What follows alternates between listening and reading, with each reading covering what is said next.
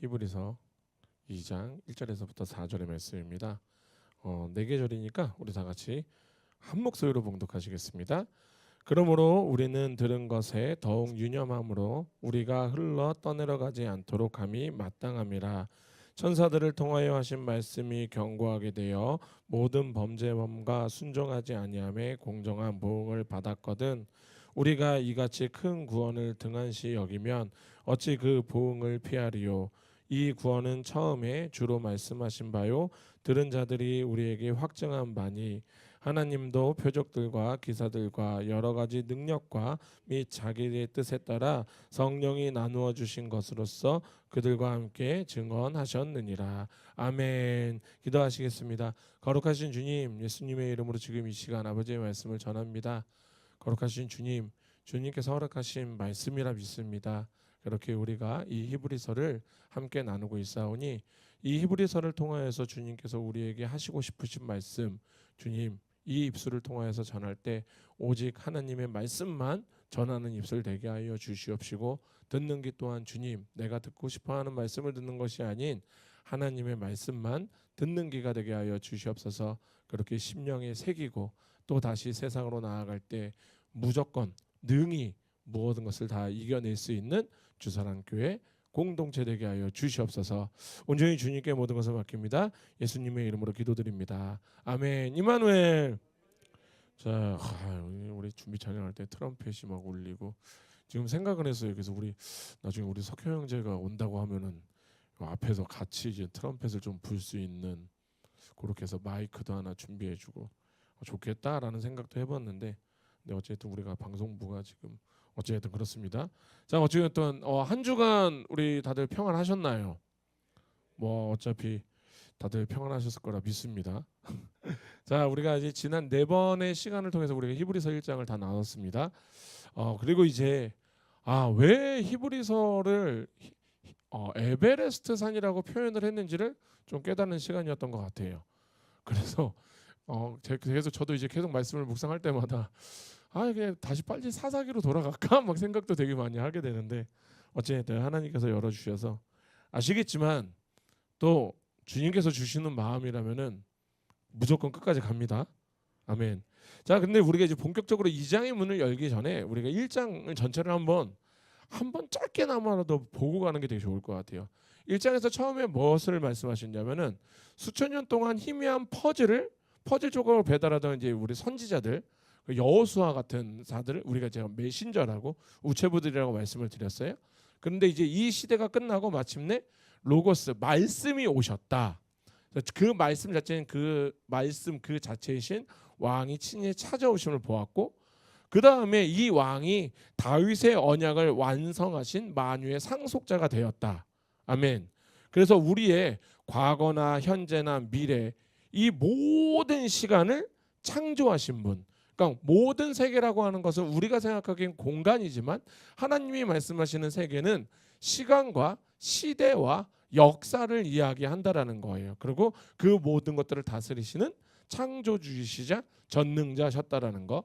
그리고 세 번째로는 지금 매일매일 이제 짐승의 피를 들고 서서 일해야 됐던 구약의 그 율법적 제사를 단번에 끝내시고 십자가에서 피를 흘리신 후에 영광의 보좌에 앉으신 사역을 하셨다라는 거예요. 이 앉으셨다라는 것은 모든 사역이 끝이 났다라는 거예요. 그러니까 우리가 정말 이건 유념해서 들으셔야 돼요. 예수님이 다 이루었다라는 것은 이루신 거예요. 거기에 자꾸만 우리가 무언가를 계속 그러지 않으셨으면 좋겠어요. 어쨌든 그리고 이제 마지막으로는 지난주에 나눴던 우리가 그토록 신비하게 여기고 때로는 부러워했던 그 영적 존재들인 천사들조차도 주님 앞에서 엎드려서 경배해야 될 피조물이었다. 그러니까 오히려 우리는, 그러니까 제가 다 말씀을 드렸죠. 우리는 구속사가 있는 존재들이에요. 천사는 구원을 받을 수가 없어요. 천사는 구속사가 없어요. 그러니까 루시퍼가 지옥에 떨어질 수 있는 거예요. 이해가 되시나요? 그렇기 때문에 오히려 그 천사들은 구원받은 왜? 우리는 예수님과 공동 상속자가 되었기 때문에. 그러니까 우리는 하나님의 양자가 되었어요. 양자는 똑같이 분배를 받는단 말이죠. 그렇기 때문에 그 천사들은 사실은 우리 구원받은 우리를 섬기기 위해서 파송된 종에 불과하다라는 진리를 나눴습니다. 다들 기억하실 거라 믿습니다.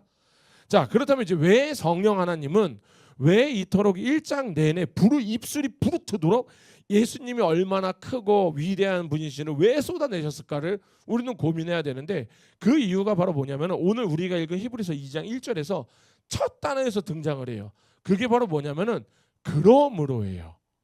그러니까 예수 그리스도가 천사보다 율법보다 그 어떤 피조물보다 이토록 압도적이고 위대하신 창조주요 구원자이신 그러니 그러므로 이제 너희가 어떻게 살아야 되냐면 하면서 우리의 삶의 방향을 지금 한 번에, 여지까지는 예수님이 누구신지를 조명했잖아요.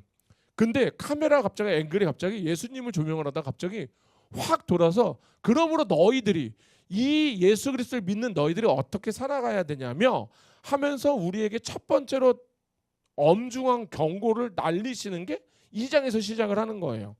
그렇기 때문에 오늘 본문을 통해서 우리가 내 신앙의 현 주소를 한번 점검해 보는 시간이 되었으면 좋겠어요. 혹시라도 내가 물결에 떠내려가고 있지 않았나를 한번 고민해 보는 시간이 되었으면 좋겠고, 만약에 그렇다면은 우리는 빨리 부둣가에 빨리 밧줄을 동요매야죠. 안 떠내 내려가려면, 그죠?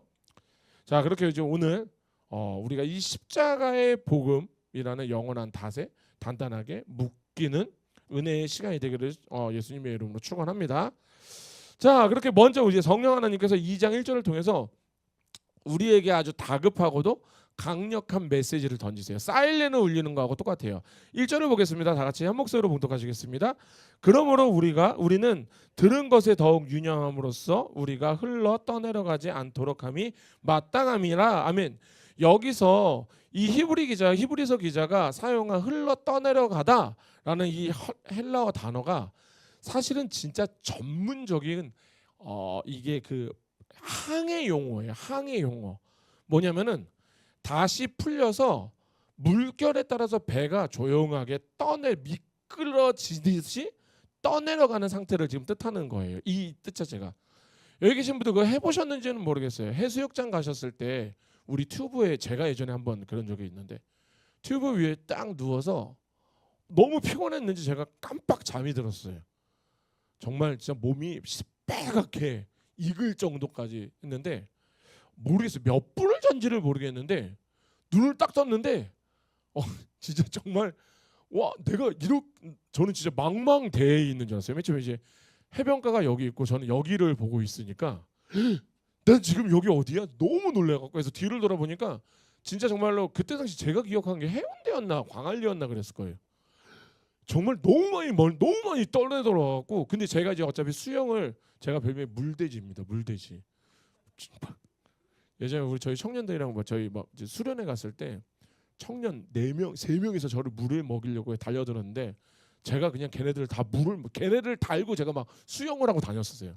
제가 수영을 굉장히 잘하는데, 그래서 그런 거 있잖아요. 머리에 무스 바른 다음에 수영하면 이게 젖어야 되잖아요. 저는 머리 전혀 안 젖고 수영할 수 있는 사람이에요. 생존 수영이라고 하죠. 무스를 뭘 발라도 저는 머리가 절대 젖지 않는 자. 어쨌든 근데 그때 당시에 전 잠들 때만 해도 제가 그만큼 떠내려오는지 몰랐겠죠. 떠내려가는지도 몰랐을 거고. 그런데 제가 그때 당시에 딱 떠내려보고 진짜 너무나도 멀리 떠내려와서 그 해변하고 너무나도 까마득하게 멀어져 있을 때 발이 닿지도 않는 망망대해, 뭐 망망대해라고까지는 할 수는 없지만 그냥 진짜 정말로 너무나도 멀리 와서 깜짝이 놀라기도 했는데, 이게 바로 조류의 무서움이거든요. 파도가 막 요란하게 치는 게 아니에요. 가만히 있으면요 소리도 소문도 없이 그냥 깊게 계속 깊은 곳으로 끌려 나가는. 제가 왜 이 말씀을 드리냐면은 우리의 신앙이 무너지는 이 영적 침체 있잖아요. 이게 이거와 같다라는 거예요. 어느 날 갑자기 여기 계신 분들 중에 아침에 딱 일어나서, 저는 제가 한 번도 이런 분을 못 봤어요. 나 오늘서부터 예수님 안 믿어. 나 오늘서부터 교회 욕할 거고 나 목사 욕할 거야. 막 주먹쥐고 막 하나님께 반역하는 성도를 저는 한 번도 본 적이 없어요. 이게 무슨 말이냐면요, 영적 위기는요 요란하게 오질 않아요. 아주 조용하게 무관심으로 게으름이라는 물결을 타고 온다라는 거. 그러다 보면 어느 순간에 우리가 바쁘다는 핑계가 될 수도 있고요. 그런 식으로 한두 번 빠지고 피곤하다라는 핑계가 될 수도 있고요. 말씀을 매일 보던 거를 그냥 잠시 한번 놓치게 되면은 어느 순간인가 일주일은 그냥 후딱 지나가는 상태를 많이 보지 않나요? 그렇게 처음에 주일 한번 빠지면 나 죽을 것 같은데 한번 빠져보니 그렇게 큰일은 안 나는 것 같고 벼락도 안 떨어지는 것 같고 그런데 그렇게 매여있던 다시 풀려서 1년, 2년, 3년 이렇게 지나가다 보면 어떻게 될까? 어떻게 될까? 우리가 생각을 해보면요. 보통 그렇게 우리의 영적 침체가 다가올 때가 정말 많다라는 거예요. 왜? 내 영혼이 어느 순간인가 세상의 가치라는 조류에 조용하게 끌려 나가는 거예요. 흘러내려가는 거예요. 그래서 우리가 요한계시록 2장 보면 그러잖아요. 에베소 교회를 향해서 너의 첫사랑을 좀 찾았으면 좋겠다고 계속 이야기하는 게 바로 그거예요. 너희들이 얼마나 많이 떠내려간지 니네들이 지금 몰라서 그래. 그래서 지금 본문은 우리에게 뭐라면요. 1절에서 이렇게 해요. 너희들이 들은 것, 그러니까 복음을 들었잖아. 유념함으로써 그러니까 우리가 여기서 유념하라는 뜻이 머리로 기억하라는 뜻이 아니에요. 제가 지금 조류를 바다에 묶인 이제 조류를 얘기했잖아요. 조류 이거 갖고 똑같은 거예요. 너희 이 이야기를 그냥 쉽게 이야기하면은 너희가 유념하다 뭐다? 너희의 배를 항구의 기둥에 꽁꽁 묶어 두라는 뜻으로 생각하시면 돼요. 그러니까 이런 말씀을 드렸던 거 기억하실 것 같아요. 태풍이 불면요 모든 배들은 다 방파제 안으로 들어오죠. 방파제 안으로 들어서 항구에다 다 꽁꽁 묶어놔요. 왜? 그 안에 있어야지 안전하니까. 그런데 만약에 반대로 바다 한가운데 있다라면 아니 바다 한가운데도 아니에요. 방파제 밖에만 있어도요 이 배는 어떻게 된다? 침몰하겠죠. 아니면은 정말 멀리 떠내려 가겠죠. 그러니까 이게 이 소리가 바로 뭐냐면 우리가 신앙생활을 할 때 가만히 있으면요 우리는 100% 세상의 물결에 떠내려가게 되어 있다라는 거예요. 그래서 이 이야기를 반대로 얘기해 볼게요. 그러면은 내가 살기 위해서는요 우리는 매일 아침 눈을 뜰 때마다 내 영혼의 밧줄을 십자가라는 항구에 매일매일 꽁꽁꽁꽁 묶어야 된다라는 거예요. 한 번 묶고 나서 나는 뭐 괜찮겠지가 아니라 우리는 매일매일 점검하고 매일매일 이게 사실은 굉장히 치열한 몸부림이거든요. 우리가 하루하루 살아가는 데 있어서 어떤 분이 저한테 목사님이 얘기하는 거 말씀하는 거 듣다 보면 그냥 우리 아무것도 안 할 것 같아. 무슨 소리예요? 진짜 제가 맨날 그러잖아요. 우리의 구원에 대해서는 하나님밖에 모르세요. 고로 우리는요 우리가 해야 되는 건 뭐냐면 이 구원을 그러니까 구원을 이룬다가 내가 구원을 뭐 따낸다라는 뜻이 아니니까요. 하나님이 저를 선택하였으면 저는 하나님의 백성으로서 전 천국에 갈 거예요. 거기에 대해서 저는 의심하지 않아요. 그런데도 불구하고 저는 오늘 하루도 내가 하나님 안에서 살기 위하여야 얼마나 노력을 해야 될까? 이 부분은 나에게 있는 부분이에요. 그런데 이렇게 살아야지만 나는 또 이 땅 가운데서 평안을 누릴 수 있잖아요. 아멘. 그러니까 우리가 치열한 몸부림 이렇게 내가 이 항구 예수라는 항구에다가 밧줄을 묶는 이 치열한 몸부림을 한다라는 것은 내가 구원을 받기 위한 행위가 아니에요. 이것은 바로 뭐다? 내가 1분 1초라도 주님을 더 생각하기 위한 내가 주님께 더 붙어 있기 위한 주님을 묵상하기 위한 주님의 말씀을 살아내기 위한 몸부림이라는 거. 그리고 또 재미난 것은 사실은 또 이런 것도 있어요. 한 가지 더 이야기하면 우리가 교회 안에 있으면서 영적 침체에 빠지는 사람들도 있거든요. 왜 그럴까?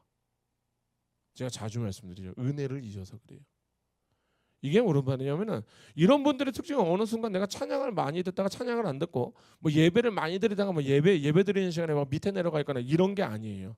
물론 이런 요소들은 하나님과 멀어질 수 있는 요소는 맞기는 해요. 그런데 여기 계시는 분들 아시겠지만 웬만해서 이런 교회 안에서는 이런 일이 잘 안 이루어지죠. 그러면 이제 반대로 생각해 볼게요. 그럼 오늘도 내가 오늘도 예배를 드리고 찬양을 부르고 교회에서 봉사도 열심히 하고 등등등등 많은 시간을 주님을 위해서 일을 한다고 하고 있는데 영적 침체에 빠진다?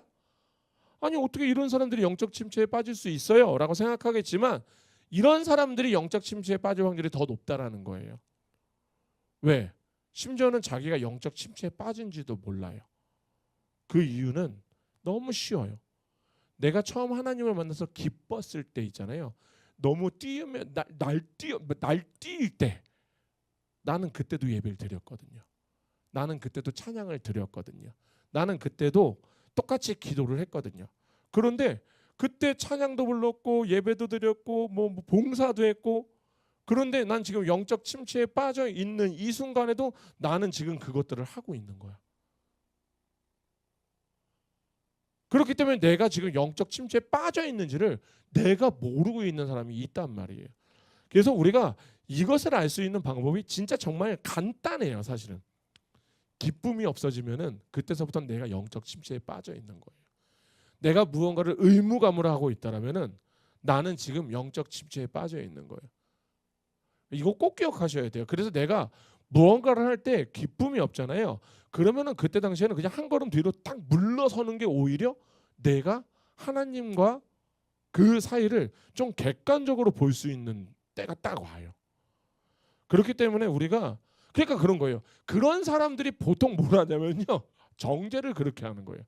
나는 봉사하는데 왜 니는 안 해? 나는 이거 하는데 니는 왜 안 해? 나는 이렇게 하는데 너는 왜 안 해? 처음에 사실 시작할 때는 그런 생각 하나도 없이 했잖아요. 너무나도 기쁘지 않았어요? 내가 하나님을 위해서 내가 이렇게 찬양을 할 수 있는 게 너무나도 기뻐서 했었는데, 내가 하나님을 위해서 교회 본당에 와서 우리 본당 테이블을 닦는 게 너무나도 기뻤는데 어느 순간부턴가 테이블을 닦으면서 도대체 이 인간들은 어떻게 가서 한 번을 테이블을 안 닦아부터 시작해갖고, 어떻게 저 인간들은 어떻게 저 복도를 한 번을 안 쓸어. 그러니까 그때부터 되면 이제 다 마음에 안 드는 거예요. 하나부터 열까지 다 마음에 안 드는 거예요. 근데 왜 그럴까? 왜 그럴까? 생각해보면 아까 제가 말씀드렸잖아요. 내가 은혜를 잃어버려서 그렇다고요. 100%. 내가 구원을 어떻게 받았는지를 까먹었을 확률이 굉장히 커요. 아니 목사님 교회 안에 있는데 어떻게 그걸 까먹을 수 있어요? 까먹을 수 있다니까요. 우리가 얼마나 자주 까먹는데요, 사실. 그렇잖아요. 우리의 죄성이 그래요. 그러니까 이 죄성이 없어진 게 아니잖아요. 지금도 우리에겐 죄성이 남아 있어요. 그러니까 우리는 오늘도 죄를 졌어요. 만약에 죄성이 없어졌으면 오늘 우리 죄를 지으면 안 돼요. 그런데 이 죄성이 뭐예요? 바로 그죠. 나를 사랑한 죄. 그러니까 나를 너무 사랑하니까 어느 순간에 이게 들어 올라오니까, 그러니까 나는 하는데 왜 니는 안 하냐는 거예요. 그런데 되게 재미난 거 말씀드리면, 사실은 내가 은혜를 기억을 한다라면은 우리 지난주 우리 로마서 5장 우리 주일 예배 때 나눴잖아요. 우리가 5장에서 우리가 구원받은 시점과 우리의 상태를 제가 말씀을 드렸죠. 우리가 어떤 죄였어요? 경건하지 않을 때, 니들 죄인일 때, 니들 원수였을 때 너희들이 예수에게 침을 뱉던 자들이었고, 우리가 예수의 뺨을 치던 자들이었고, 우리가 예수를 찢어 죽이자 욕하던 자였고, 그런데 이런 자들 주님이 우리 은혜로 살려놨단 말이에요. 그러니까 우리가 은혜가 충만할 때를 보세요. 우리가 은혜가 충만할 때를 보세요. 그래서 우리가 보통 이제 이런 게 언제냐면 이제 부흥 집회가 있거나 때로는 우리가 어떤 설교에 확 꽂혀갖고 막 은혜가 받을 때 있잖아요. 그 은혜 받을 때 되면은 우리가 무슨 내가 이런 그리스도인들을 못 봤어요. 얼마나 은혜가 넘치는지. 그러니까 그렇게 은혜를 받은 날이 되면은 그렇게 꼴보기 싫은 사람이 하나가 있는데 그 사람한테 가서 어느 순간 안아줄 수도 있는. 집사님 많이 힘들었지. 그러니까 이거 반대로 생각하시면은 그런 부흥 집회 끝났는데 갑자기 누군가 와서 내 어깨를 두둥기잖아요. 그러면 이렇게 생각하시면 이 인간이 나를 반대로 그렇게 생각했나? 이런 오해는 하지 마시고 어쨌든 그럼 제 소식 제가 말씀 준비하면서 맞아. 나도 때로는 이렇게 은혜가 너무 넘쳤을 때는 정말 참 꼴도 보기 싫은 사람도 저라고 없겠어요. 우리 성도님도 말고 저라고 없겠냐고요. 있지 않아요. 그럼 가서 걔도 그냥 토닥토닥 해주고. 그런데 가끔 가다 보면 누군가 와서 나도 토닥토닥 저를 해주는 거야. 그래서 말씀 준비하다 보니까 그 사람이 보기엔 내가 되게 꼴도 보기 싫었었구나. 근데 하나님의 은혜가 넘치니. 그런데 왜 이렇게 될까요? 은혜가 넘치니까요. 그런 집회를 통해서, 말씀을 통해서, 설교를 통해서 내가 어떻게 살아났구나를 알았기 때문에. 그러니까 우리가 다시 가요. 문제는 뭐예요? 며칠 있으면 또 우리가 정신 차리고 미워해요. 정신을 바짝 차리잖아요. 내가 정신 차려야지. 내가 이 사람 진짜 사랑할 뻔했네. 왜? 또 은혜 까먹는 거예요. 그러니까 우리는 그런 존재예요. 근데 사실 여기 계신 분들 중에서 우리는 지식적으로는 다 알고 있잖아요. 원수를 사랑하라 모르시는 분 계세요?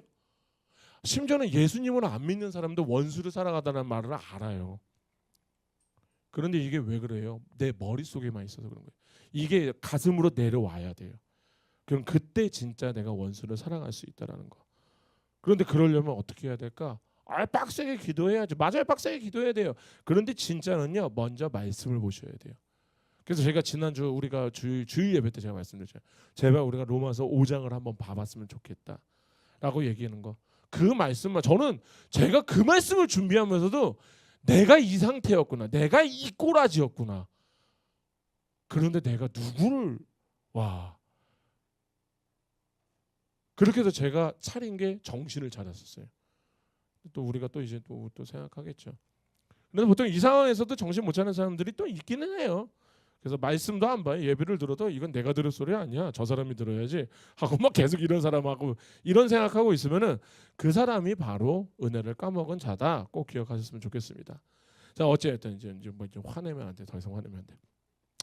이어서 지금 기자가 그래 또 얘기하는 거예요. 왜 우리가 십자가의 복음에 영혼을 묶어두어야 하는지. 이게 구약의 율법과 신약의 복음을 비교하면서 기막힌 논리를 펼치는 게 바로 이거예요. 2절하고 3절의 상반절이에요. 제가 읽겠습니다. 천사를 통하여 하신 말씀이 경고하게 되어 모든 범죄함과 순종하지 아니함이 공정한 보응을 받았거든. 우리가 이같이 큰 구원을 등한시 여기면 어찌 그 보응을 피하리요. 아멘. 우리 지난주 기억하실 거라 생각해요. 당시 유대인들의 머릿속에는 구약의 율법을 하나님께서 누구를 통해서 줬다? 천사를 통해서 줬다라고 얘기를 했어요. 그렇게 이해하고 있었고 그런 개념으로 그건 진짜 정말로 오죽했으면 스데반도 그렇게 얘기를 해요. 바울도 그렇게 얘기를. 그러니까 이게 유대인들 사이에서는 이 배경 지식이 아예 그냥 박혀 있는 거예요. 근데 히브리서 기자가 그들이 철썩 믿고 있는 그 개념을 그대로 딱 가져와서 기가 막힌 논리로 지금 논리를 펼치고 있는 거예요. 야, 좋다. 이렇게 보자. 야, 그럼 너희 말대로 구약의 율법을 천사들의 손을 거쳐서 전해졌다 치자. 그런데 한번 네가 생각해봐. 만약에 그 고작 피조물인 천사가 전해진 율법을 하나만 어겨도 이스라엘이 어떻게 됐어? 여호수아서 7장을 보면 아간의 범죄 있잖아요. 이때 아간의 범죄를 해서 어떻게 했어요? 근데 우리 여호수아서 7장으로 가볼게요.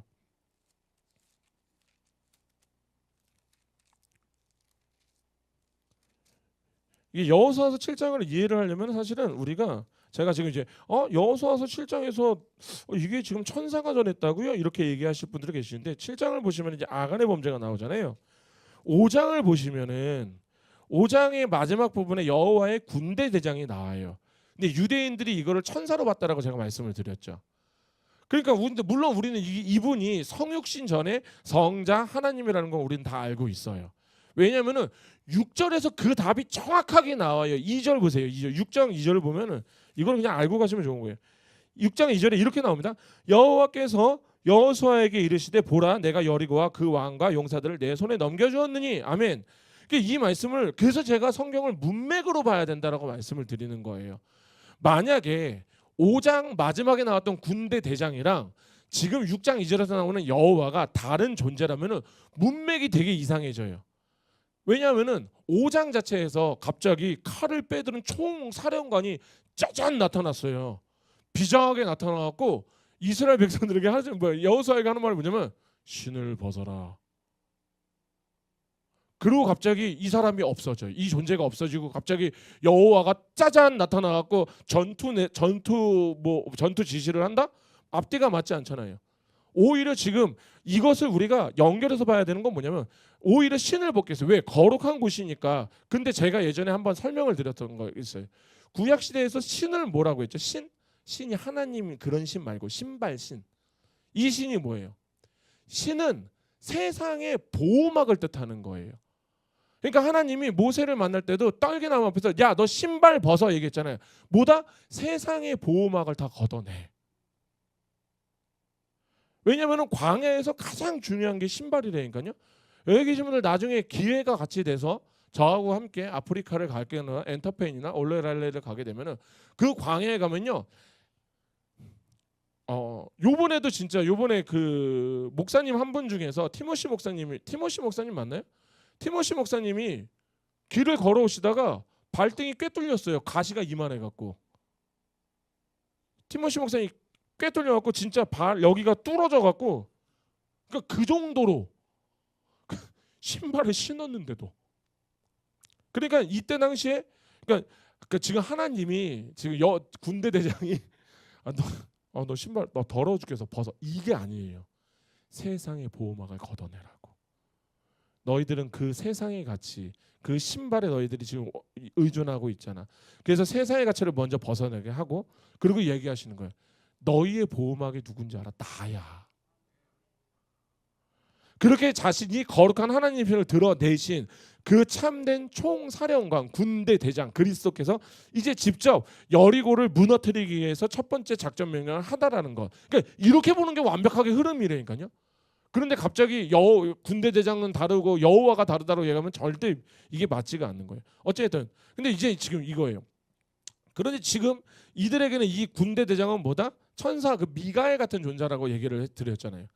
그래서 지금 히브리 기자가 말하는 거야. 야, 니들 얘기하는 거야. 그 천사가 준 그 율법을 아간 한 사람이 어겼거든. 전리품을 숨겼잖아. 근데 그거 대충 넘어갔냐? 아니잖아.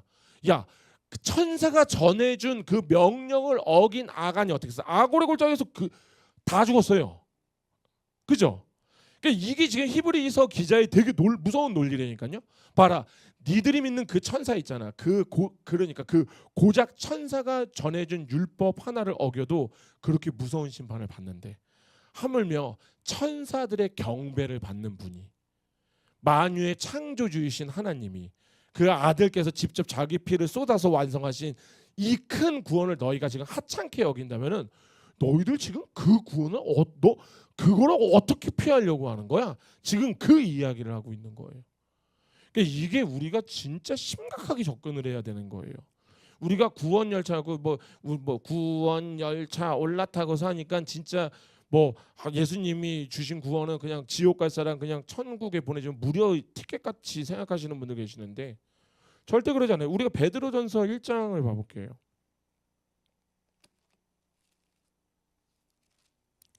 베드로전서 1장 18절에서 19절을 보면요.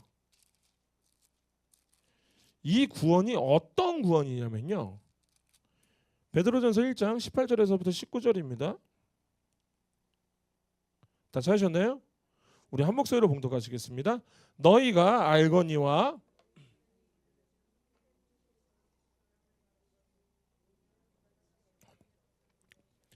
오직 흠없고 점없는 그리스도의 보배로운 피로 된 것이니라. 아멘. 지금 하나님의 아들이 십자가에서 온몸을 찢어 흘리신 그 보배로운 피값으로 이루어낸 도무지 측량할 수 없는 어마어마한 구원, 그 큰 구원이다라고 이야기를 하는 거예요. 근데 우리는 또 구원을 어떻게 생각하고 있나? 이제 이번 주 주일날에도 이제 함께 나누겠지만 구원이 뭐예요? 우리는 지금 구원만 하면 천국 가는 것만 구원이라고 생각을 한단 말이에요.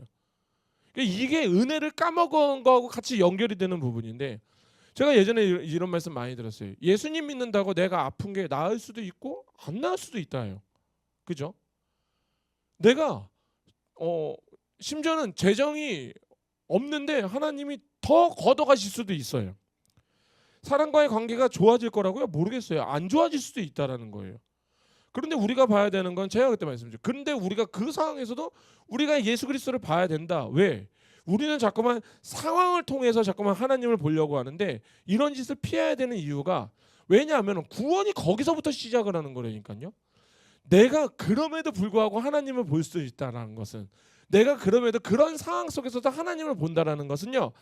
그 다음 넥스트 이미 하나님과 나의 관계가 객관적 화평이잖아요.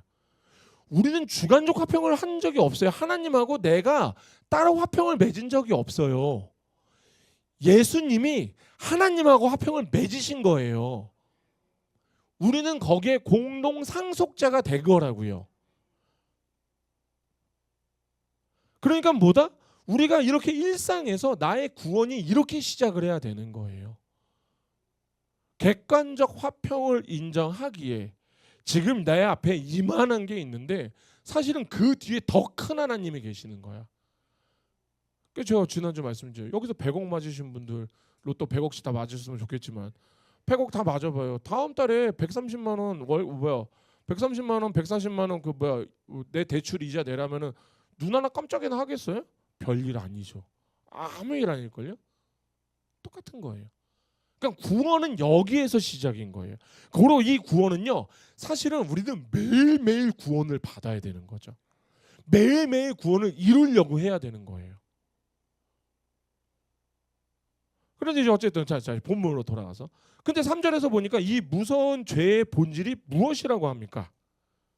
십자가에서 십자가를 향해서 침을 뱉고 교회를 불태우는 게 진짜 실질적인 뭐 핍박이라고 얘기하나요?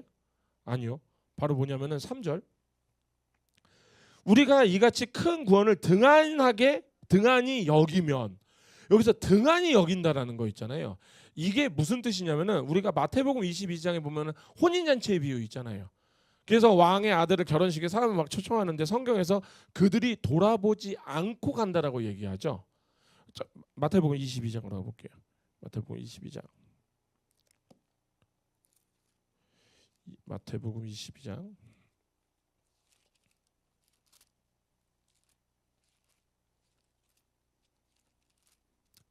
마태복음 22장을 보시면은 5절의 말씀이죠. 5절.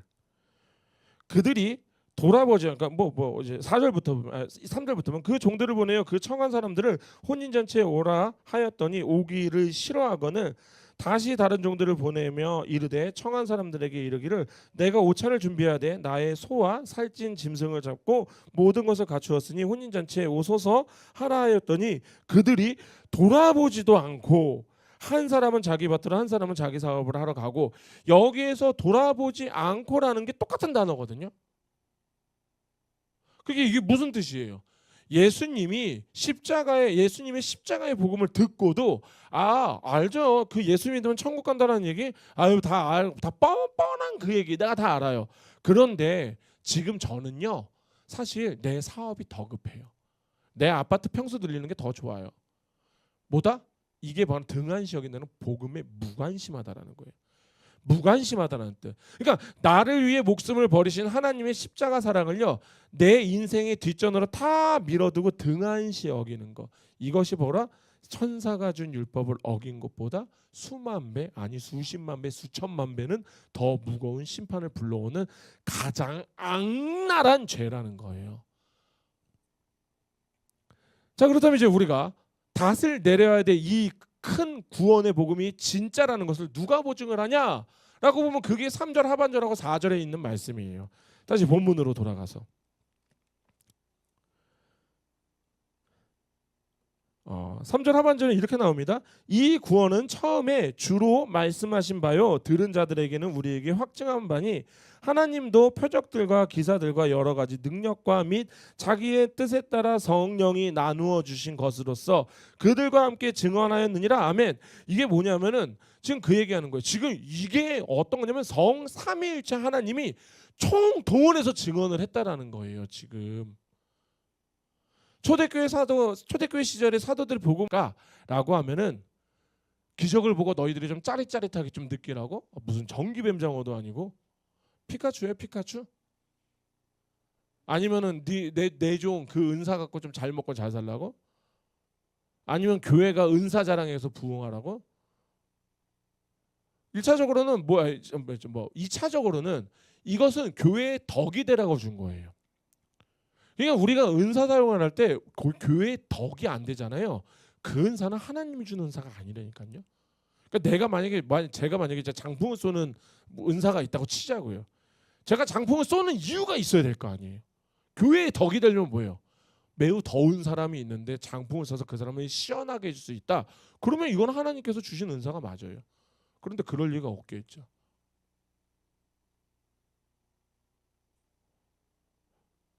이게 제가 말한 2차적인 거. 그러니까 뭐냐면 우리가 은사에 대해서 얘기할 때 그러니까 저는 그렇게 생각해요. 제가 받은 은사는 뭐 많은 은사들은 많겠지만 저는 딱 그 생각하거든요. 저는 하나님이 저에게 은사를 딱 하나 주셨다고 생각해요. 말씀 전하는 은사.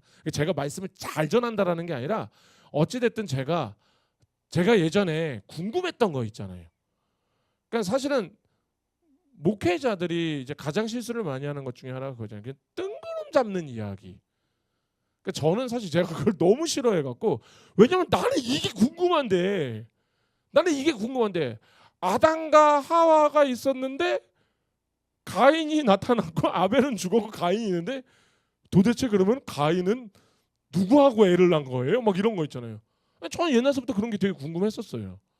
이런 게 궁금해요. 그러니까 저는 그래서 제가 보면은 시리즈 설교를 자주 하는 게 왜냐면은 그렇게 해서 궁금했던 것들을 좀 중점적으로 보는 거. 그러니까 저는 이게 하나님이 저에게 주신 은사라고 생각을 해요. 그러니까 제가 말씀을 잔전하다라는 게 아니라. 그래서 진짜 궁금해하는 것들 많을 건데 참여 때문에 못 물어보는 것들 그냥 네가 그것도 너가 궁금했던 거야. 그러니까 그런 것들.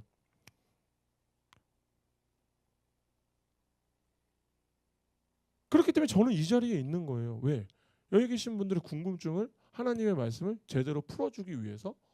그래서 저는 오늘도 밤새고 내일도 밤새고 밤 안 새요. 12시 되면 자요. 자주 나도. 그리고 뻘떡뻘떡 또 새벽에 일어나서 새벽에 저는 이제 올빼미가 된 것 같아.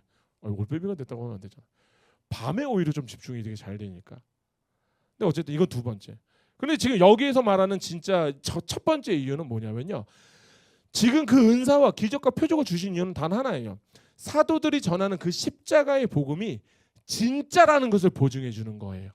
그래서 증언하기 위해서 기적을 도구로 사용하는 거. 그런데 이게 우리가 지금 한국 교회가 굉장히 실수하고 있는 게 있어요. 이런 예시가 좋을 것 같아요. 우리가 고속도로를 타고 부산을 가고 있어요. 근데 길을 가다 보니까 갑자기 길가에 부산 10km 딱 남았다라는 이정표가 보인 거야. 그러면 거기에서 어떻게 하실 거예요? 거기에서 서서 그 이정표 표지판 끌어가고 야 표지판에다 여기서 살자 이게 아니잖아요. 그렇지 않나요? 이러면 미친 사람이지. 표지판은 뭐예요? 목적지를 가리켜 주는 거잖아요. 부산을 향해서 계속 가라는 이정표잖아요. 그러니까 기적과 환상, 성령의 은사들은요.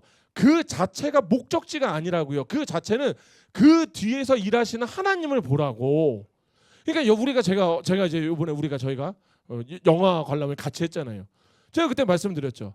다윗이 위대한 게 아니라니까요. 우리가 봐야 되는 건 그 다윗 뒤에서 그 다윗을 만들어 가시는 하나님을 봐야 되는 거예요. 그 말도 안 되는 역경 속에서, 말도 안 되는 일 속에서 다윗이 그래서 막 어떤 분 막 그 다윗이 뭐 주니여 나를 버리십니까 막 노래 부르니까 막 어떤 분 막 울고 계시고 막 그러시던데 그런 거예요. 그 상황을 그럼에도 불구하고 다윗이 앞으로 나아갈 수밖에 없었던 이유. 우리는 그걸 봐야지 다윗이 대단한 게 아니거든요.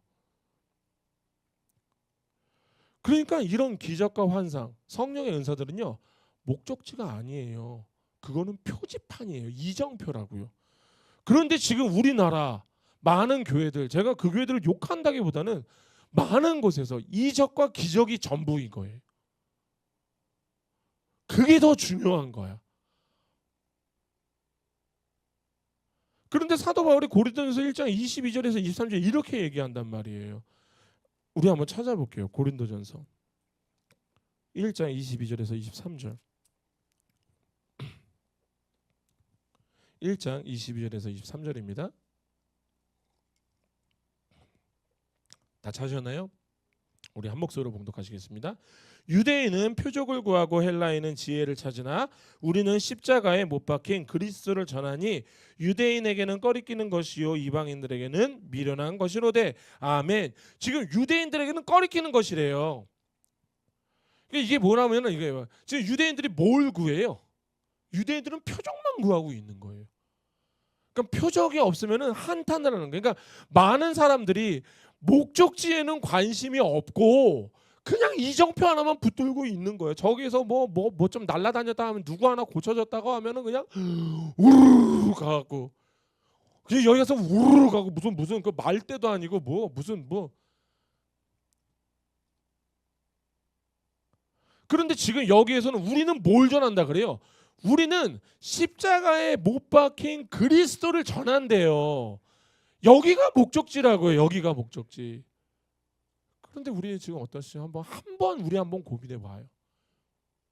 물론 우리 성도님들은 안 그러실 거는 믿습니다.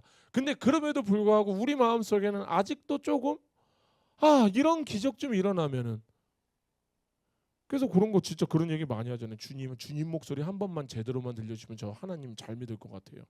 장담해, 그런 사람 잘 안 믿어요. 진짜 장담하고 있는데 안 믿어요. 그걸 듣잖아요. 그럼 다음번 뭐랬잖아요. 제 앞에 보여주십시오. 주님을 보여주십시오.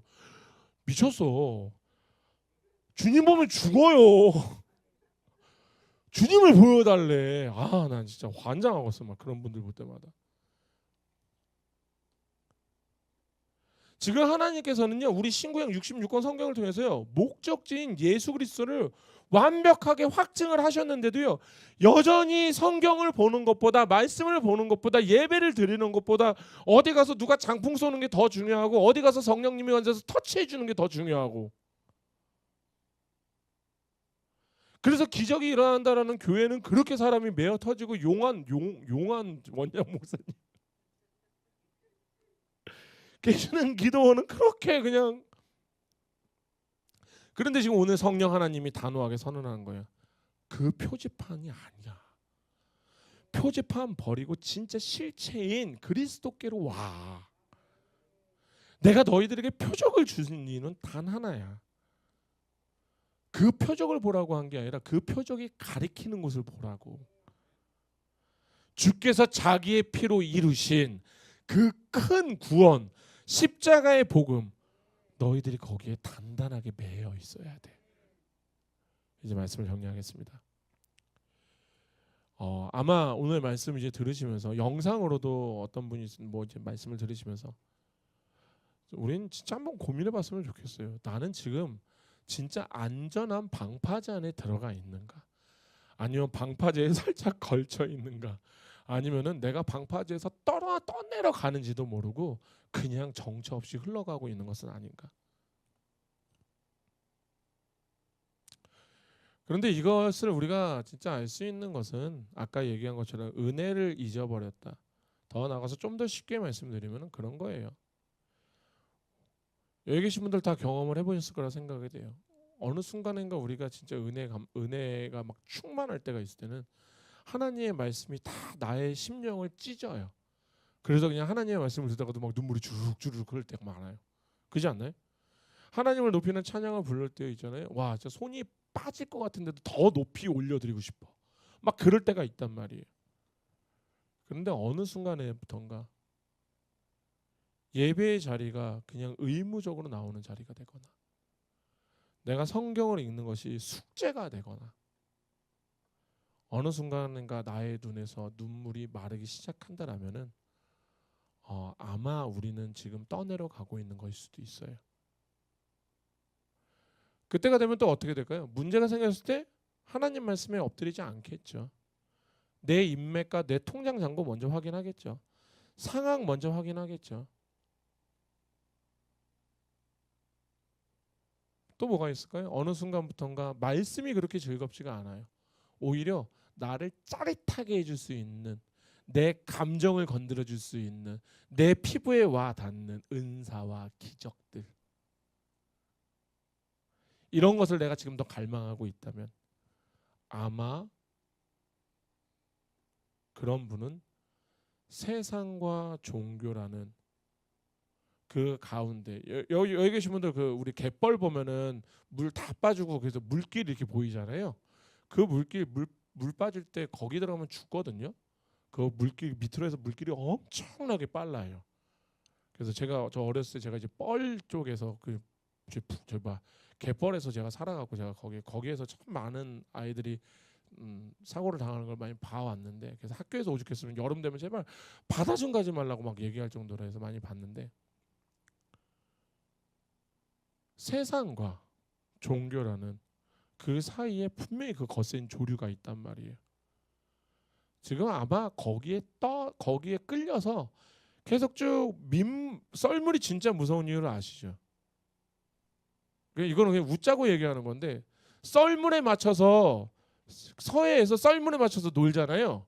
그러면은 집에 갈 때 난리가 나요. 왜냐하면 썰물 때 아무 생각 안 하고 놀다 보면, 물 따라가서 놀다 보면 나중에 집이 막 한 막 몇백 미터 떨어져 있어. 더워 죽겠는데.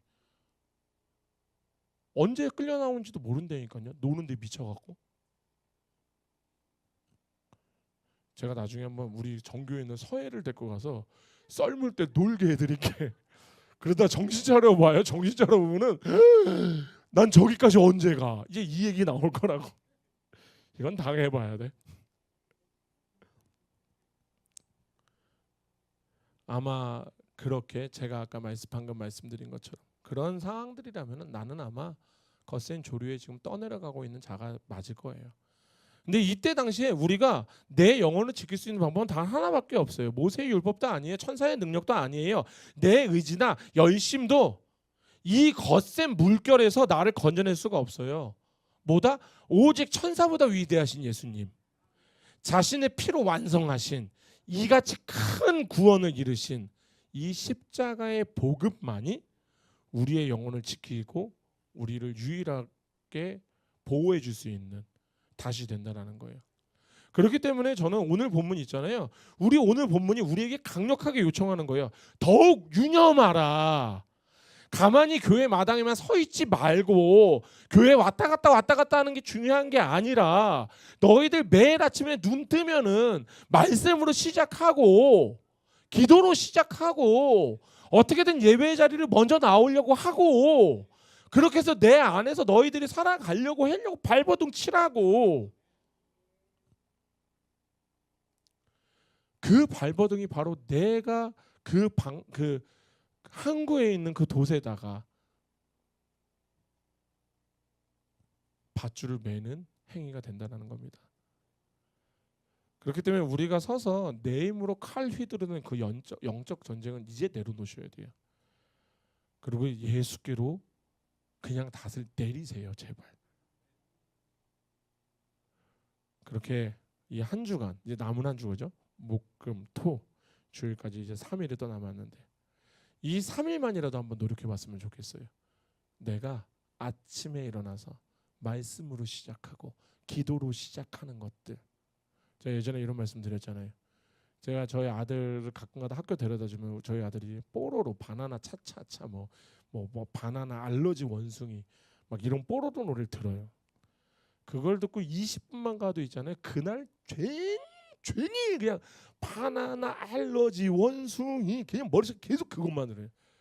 예전에는 저기서 그냥 막 말씀 준비하는데 너무 기분이 좋은 거예요. 말씀이 너무 이게 막 너무 재밌는 거야. 그래서 나는 찬양을 부르는 줄 알았어요. 그런데 혼자서 바나나 알러지 원숭이를 하고 있는 거야. 내가 지금 뭘 부르고 있는 거야, 내가 지금? 이게 되게 무서운 거예요. 아침을 어떻게 시작하느냐, 아침의 시작이 어떠냐, 이게 굉장히 중요한 거예요.